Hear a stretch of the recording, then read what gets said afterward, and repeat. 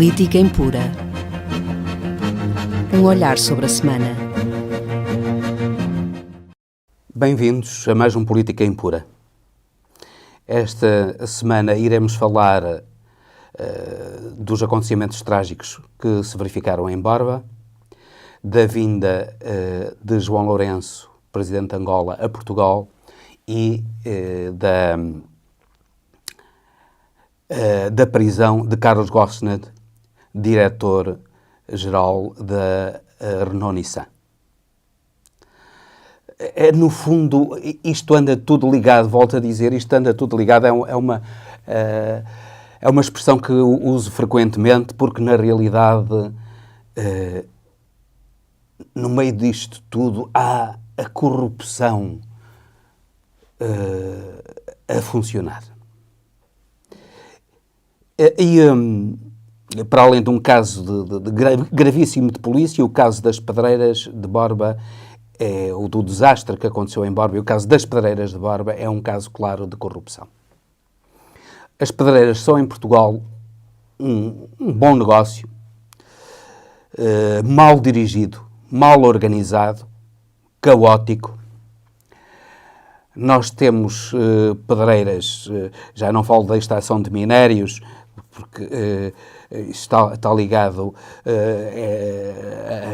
a extração de minérios, nomeadamente desde o cobre ao ferro, etc., que são extraídos, no fundo, através de pedreiras.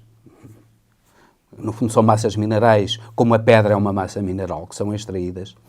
E essa economia é uma economia importantíssima em Portugal. Mas falamos concretamente da economia da pedra. Essa economia da pedra tem duas vertentes em Portugal muito importantes, que é a vertente do granito e a vertente do mármore. A vertente do granito mais no norte, particularmente aqui na zona de Entre os Rios e na zona de Vila Pouca da Guiar, mas também noutras zonas, Montim de Basto e outras zonas do país, têm explorações importantes de granito.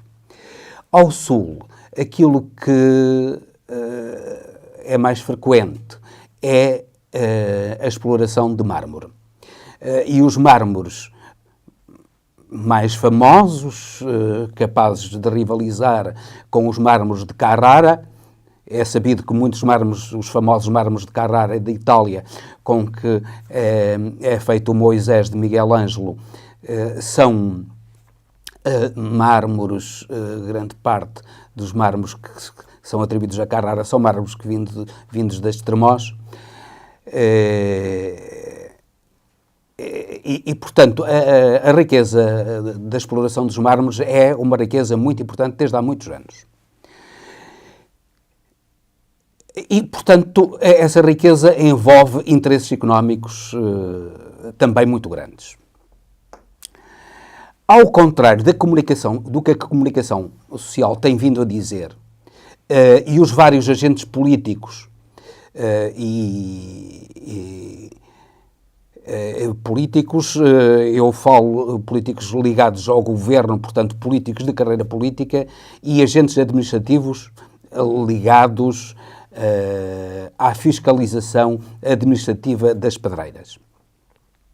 Ao contrário daquilo que tem sido dito, é falso que não houvesse legislação antes de 1982. Existe legislação que regula o funcionamento de pedreiras desde 1927. Legislação que foi melhorada em 1940. Por sua vez, em 1976, houve nova legislação que melhorou a legislação de 1940. A legislação de 1976 foi substituída até de uma maneira que pode dizer-se que não foi a melhor, porque liberalizou em grande parte a legislação de 76, foi substituída pelo Decreto-Lei 227/82 e pelo Decreto Regulamentar 72/82. Essa legislação já estabelecia claramente condições de exploração. uma das condições de exploração era o afastamento de 30 metros das estradas nacionais ou municipais. Nenhuma pedreira se podia instalar sem estar afastada a 30 metros das estradas nacionais e municipais. E pedreiras com uma profundidade maior que 10 metros tinham de ter condições de segurança que outro qualquer tipo de pedreiras não tinha, condições de segurança extremamente apertadas. Essa zona de defeso de 30 metros, que vinha da legislação de 1976 e que foi continuada pela legislação de 82, foi aumentada em 2007, pelo Decreto-Lei nº 340/2007, para 50 metros. Portanto, ao contrário daquilo que a comunicação social e as entidades políticas e administrativas de fiscalização têm propalado, a zona de segurança, neste momento, não é de 30 metros, mas é de 50 metros. E o Decreto-Lei que regula a abertura e funcionamento de pedreiras e o seu encerramento, que é não menos importante, o encerramento de pedreiras, é um Decreto-Lei de 82 que já vem alterar a legislação de 76, ainda mais rigorosa em termos ambientais do que a de 82, e nada disso foi cumprido. Nós olhamos uma fotografia aérea daquelas explorações e aquilo é um filme de terror, com a estrada encostada a pedreiras com profundidade de 50 metros, sem qualquer proteção lateral, com risco de, ao mínimo deslize, à mínima distração, já nem se fala de acidentes, já nem se fala de arrebentamento de pneus, já nem se fala, à mínima distração, era a morte de qualquer condutor que passasse por ali. Ou, inclusivamente, de crianças que passassem a pé. Ou de uma simples bicicleta, ou de uma simples motorizada. E repare-se, por ali passavam autocarros diariamente com 50 crianças.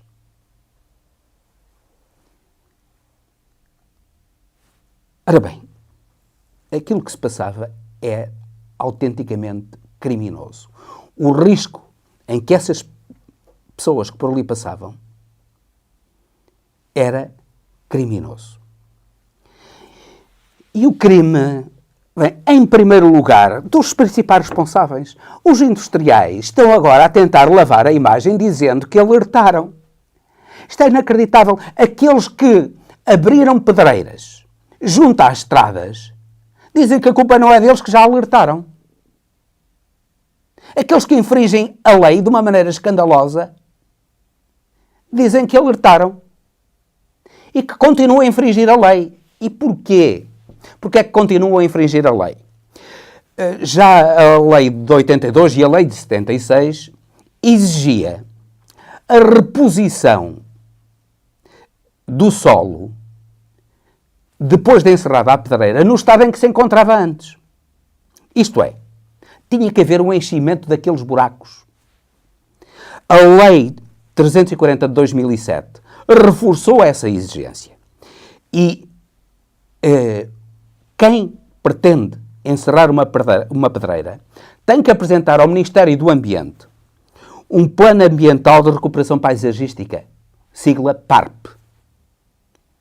Este Plano Ambiental de Recuperação Paisagística serve, nomeadamente, para forçar o enchimento das pedreiras, para que elas não estejam na situação de perigosidade em que se encontram e, inclusivamente, para a recuperação ambiental, colocando árvores, colocando algo que permita a recuperação da paisagem e não permita aquela paisagem lunar de crateras que são autênticas autênticas crateras de morte que estão naquele local. E há a exigência de um plano ambiental de recuperação paisagística. O Ministério do Ambiente tinha de fazer cumprir a legislação. A Câmara tinha de fazer cumprir a legislação. Os fiscais do Ministério do Ambiente tinham de fazer cumprir a legislação. Os fiscais da Câmara tinham de fazer cumprir a legislação. O Presidente da Câmara tinha de fazer cumprir a legislação. A ASAI tem possibilidades, tem poder de dever de fiscalização. A PSP, a GNR, no caso concreto de Borba, deve ser, não sei se tem PSP ou se tem GNR, deve ter as duas coisas. No caso concreto de Borba, a PSP e a GNR têm o dever de fiscalização. E nenhuma dessas entidades fiscalizou nada até hoje. Todas essas entidades tiveram uma criminosa, uma criminosa, é o único termo que me ocorre, uma criminosa ausência de fiscalização desta situação trágica. Que infelizmente não ocorreu como entre os rios, não foram 50 crianças, como sucedeu entre os rios, foram 50 pessoas que caíram ao rio, mas foram 5 pessoas, mas podiam ser 50 crianças. E depois ninguém tem culpa. Ninguém tem culpa. O Presidente da Câmara está de consciência tranquila, o Ministro do Ambiente certamente também está de consciência tranquila, a direção, antigamente era a Direção-Geral de Engenharia e Minas, agora é a Direção-Geral de Energia e Geologia que tem o dever de licenciar e fiscalizar, também não tem culpa, estão todos de consciência tranquila. A Direção Regional de Energia, que também tem competência para fiscalizar, também não fiscaliza, também estão todos de consciência tranquila. É assim que essa gente está. Mas uma coisa é certa. Não seria possível que tudo isto acontecesse, que aquelas pedreiras fossem abertas junto a uma estrada, em violação total da zona de defeso que a lei exige, e exige desde há muito tempo, desde 1976, pelo menos, exige essa zona de defeso. Não seria possível que isso não sucedesse, ou que isso sucedesse, melhor dizendo, sem haver muita corrupção. De certeza absoluta que houve plantas de implantação, mapas falsificados. Houve gente que utilizou esses mapas, que os apresentou. Houve instituições públicas que garantiram a fiabilidade desses mapas. E, no entanto, tudo era falso. E tudo era falso, não acredito que fosse apenas por amiguismo. Não. Infelizmente, é a corrupção que graça neste país e que tem estas facetas. A corrupção e o amiguismo,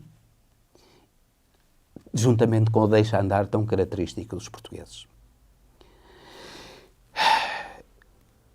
Agora, e a partir daqui?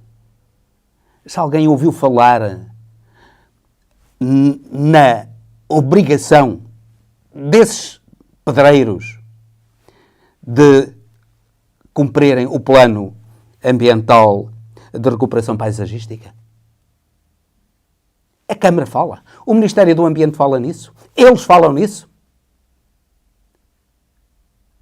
Não, ninguém fala. A comunicação social não fala. É toda uma teia de cumplicidades que tem de ser denunciada, porque o país não pode viver com gente assim a governá-lo. Cabe aos tribunais agora uma última palavra, porque as culpas não podem morrer solteiras. E, no fundo, trata-se, se é certo que as pedreiras já lá estão há muitos anos, a verdade é que há violações de legislação que configuram a prática de crimes continuados. E esses crimes continuados não prescreveram. Há crimes que terão prescrito. Outros não prescreveram porque são crimes continuados. Vamos a ver se os tribunais desempenham a função que lhes cabe em tudo isto, para que os responsáveis por tudo isto sejam, não digo todos, porque há muita gente que não vai ser responsabilizada, mas os principais responsáveis sejam punidos como devem ser pela morte destas pessoas e pelos crimes ambientais que têm vindo a cometer. Porque aquilo que se passa em Borba, em Estremoz, em Vila Viçosa, são crimes ambientais também, aos quais todas as entidades públicas têm fechado os olhos. E é tempo que isso não volte a suceder. De Portugal, e propriamente dos problemas, deste problema grave que se passou em Portugal, passamos para Angola e para as relações entre Portugal e Angola e a vinda de João Lourenço, presidente de Angola, a Portugal. A subida ao poder de João Lourenço trouxe um novo fôlego às relações entre Portugal e Angola. Angola era um país, antes de João Lourenço, era um país oprimido, quase sem liberdade de expressão. Quem tinha a liberdade de expressão era preso, como sucedeu com o Loato de Beirão ou com o Rafael Marques. A corrupção graçava, a família dos Santos enriquecia-se, os generais enriqueciam escandalosamente, os ministros enriqueciam escandalosamente, toda a tralha do poder angolano enriquecia escandalosamente, enquanto o povo angolano vive na maior das misérias, com falta daquilo, com fome e falta daquilo que é mais básico.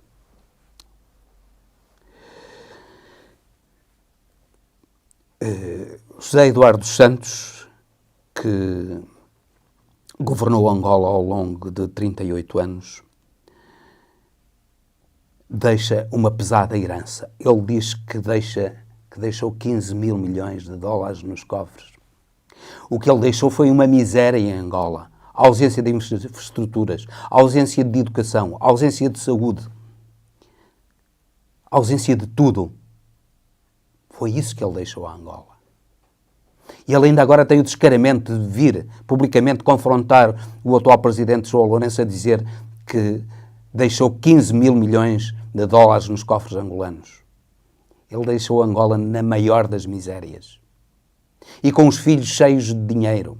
A filha Isabel dos Santos, cheia de dinheiro.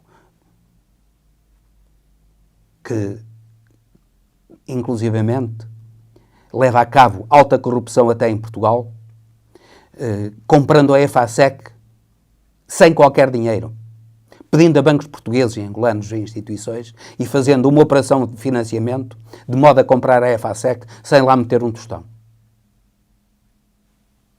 O filho José Filomeno, que dirigia um fundo acusado de corrupção. Os outros filhos,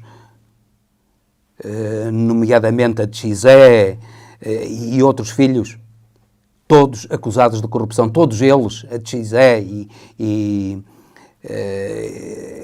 outros Edu, dirigiam bancos.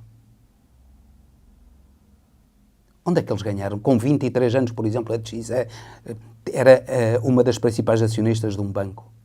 Onde é que ela ganhou o dinheiro, com 23 anos, para ser uma das principais acionistas de um banco? José Eduardo Santos devia ter vergonha de falar. Devia remeter-se ao silêncio, porque tudo isto é demasiado grave e o povo angolano sofreu demasiada opressão com o seu governo e demasiada miséria. João Lourenço deu uma réstia de esperança à Angola e às relações entre Angola e Portugal. E não foi sem razão que ele foi recebido de uma maneira calorosa, como nunca José Eduardo dos Santos tinha sido. João Lourenço deu aos representantes de Portugal na Assembleia da República, ao Presidente da República, ao Primeiro-Ministro, a confiança de que Portugal deve ter nas suas relações com Angola e que não tinha anteriormente. Deu a certeza de que a corrupção será perseguida, pelo menos a grande corrupção e aquela que mais influencia a vida de Angola. João Lourenço estabeleceu até ao final deste ano um prazo para a repatriação dos capitais ilicitamente obtidos. Parece que não está a ter sucesso. Talvez ainda muitos angolanos, ministros, generais, etc., estejam convencidos de que continuarão impunes. Talvez isso não suceda. Talvez isso não suceda e tenho esperanças que, com a colaboração internacional, João Lourenço consiga descobrir para onde foi o dinheiro de Angola, o dinheiro do petróleo, e para onde foi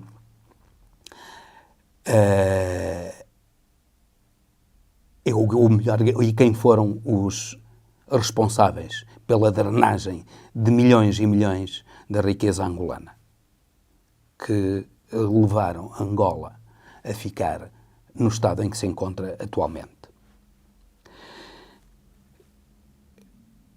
João Lourenço já nos deu um exemplo de coragem, e essa coragem foi referida na Assembleia da República, nomeadamente pelo Presidente da Assembleia da República, foi referida pelo Presidente da República também, pelo Primeiro-Ministro, ao mandar prender gente ligada ao Banco de Angola. Recentemente mandou prender Ismael Diogo, o Presidente da Fundação Eduardo dos Santos, o homem de mão de Eduardo dos Santos. Mandou prender Augusto Tomás, que foi Ministro dos Transportes, ambos por corrupção. Trata-se, sem dúvida nenhuma, de atos de coragem e esses atos de coragem têm merecido o aplauso daqueles que lutaram anteriormente contra a ditadura de José Eduardo dos Santos, nomeadamente Luado Tibeirão e Rafael Marques, que têm apoiado esta governação corajosa de João Lourenço. João Lourenço veio a Portugal e veio ao Porto, inclusivamente, assinar acordos. Os acordos celebrados nesta visita foram acordos importantes e curiosamente, João Lourenço teve uma frase extremamente interessante que revela o grau de afetividade que existe neste momento entre os dirigentes portugueses e angolanos. João Lourenço disse assim: nós assinamos estes acordos todos, são 15 acordos, assinamos estes acordos todos, não assinamos mais porque senão o presidente Marcelo, quando fosse a Angola, não tinha nada para assinar. Trata-se de uma referência afetiva às relações, à profundidade, à confiança que existe nas relações entre Portugal e Angola. Foram feitos acordos nos campos da justiça, do turismo, da engenharia, da cultura, da saúde, da educação, da juventude, do ambiente, da ciência, nomeadamente da formação profissional, na troca de informações, muito importante para Angola. Portugal aceitou trocar informações bancárias com Angola para que Angola combata a corrupção, mas também no que toca à cultura, trocas relativas a intercâmbio de arte, audiovisual, museus, história, literatura, tudo isso foi abrangido nestes acordos e é muito importante porque a cooperação saudável entre os povos começa por uma cooperação cultural. E a cooperação económica, se suportada por uma cooperação cultural, é muito mais virtuosa. Cooperação também no Ministério, no que toca à educação. João Lourenço pede a ida de professores portugueses para Angola. E é muito importante porque, para além da educação, os portugueses levarão para Angola a cultura portuguesa e trarão para Portugal, certamente, muita cultura angolana, como já sucedeu com os chamados retornados, trouxeram para Portugal uma grande parte da cultura angolana. Por outro lado, cooperação no que toca à agricultura. Angola está a procurar diversificar as suas exportações, nomeadamente a sua atividade económica, deixando de ser um país ligado ou completamente dependente do petróleo e dos diamantes e de alguns outros minerais, para passar a ser um país onde a agricultura seja pujante e seja realmente uma fonte de riqueza para o povo angolano, não só para o bem-estar do povo angolano, que muito dele passa fome, mas também para a exportação, para a balança de pagamentos angolana. Augura-se um futuro auspicioso nas relações entre Portugal e Angola. E os conflitos que existiram estão sanados. Porque muitas das razões para esses conflitos, nomeadamente, por exemplo, a impossibilidade de as empresas portuguesas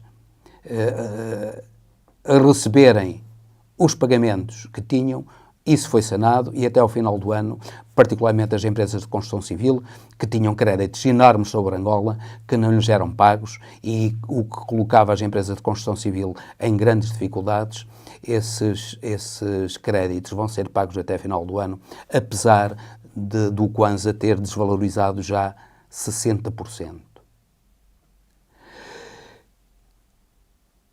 Portanto, é um momento feliz das relações entre Portugal e Angola que, com certeza, vai continuar. Terminando com esse período negro de corrupção que foi o tempo do governo de José Eduardo dos Santos, particularmente esta fase final do governo de José Eduardo dos Santos. Voltamos àquilo que tínhamos começado a falar. A corrupção.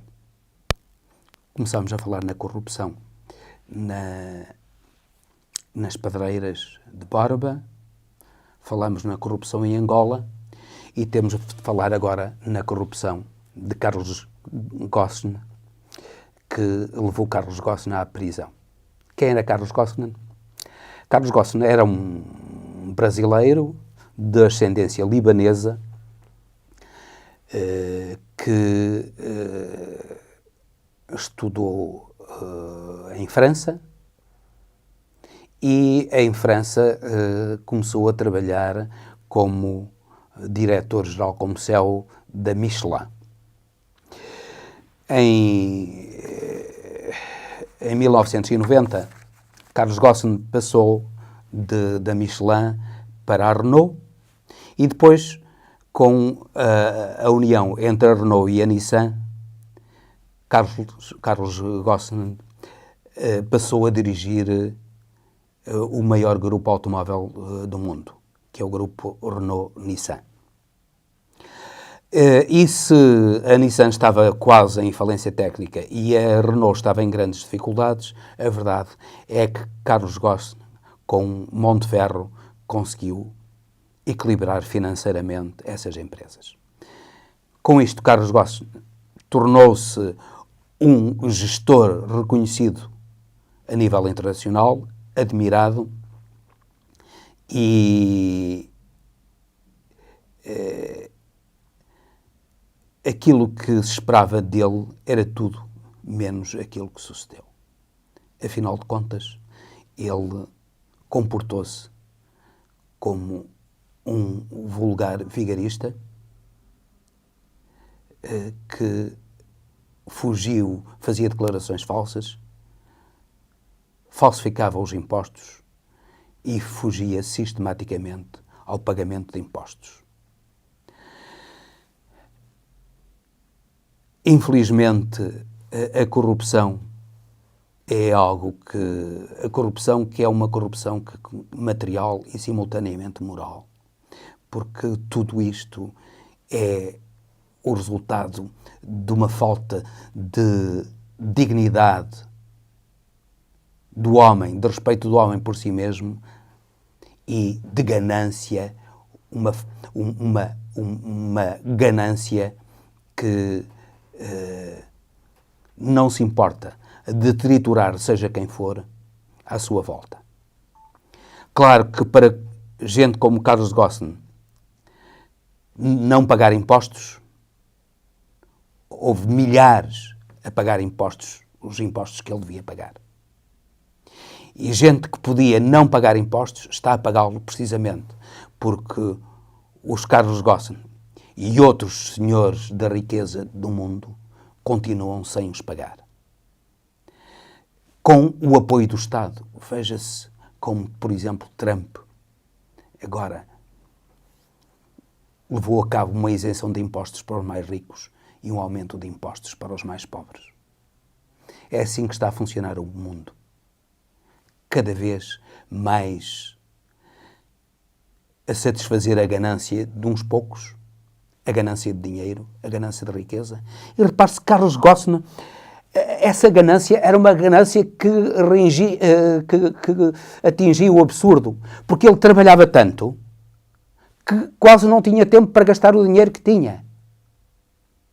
É um absurdo, ele praticamente não vivia. Ele ganhava tanto dinheiro, mas ao mesmo tempo nem sequer tinha tempo para gastar o dinheiro que ganhava.